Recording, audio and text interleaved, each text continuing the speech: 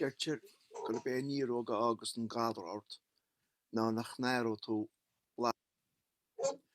Deirtear go le bé níróga agus an gadarát ná nach náró tú blasar be ná ballar be, agus fanna tú mar sin fe tréimhse fada in íon gálar a chéana. Is fear caras a gúirt na punt sa sporán. Brehan se.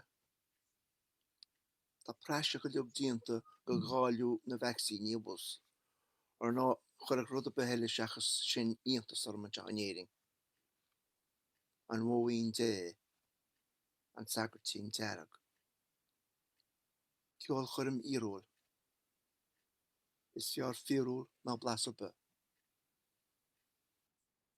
Céirt is cíle fíróil nó tastais. Sin é mar hiige me ar éanos slánach áirde. Góigi mar leiscéal is méid tunseáil isteach amach faoi mar a bheith cineál eiteánam, ach an tamseo gin bhrí ag an lá bína chuí a mion rud is an seo, agus seár lechuid ná gan blasar be. Góigi mar leiscéal as a méid tunseáil isteach amach faoi mar a bheith cineál eiteánam, ach an tamseo gan lá bína chuí a mion rud is an seo, agus seár lechuid ná gan blasar be. Gromad as 8 na focail nua.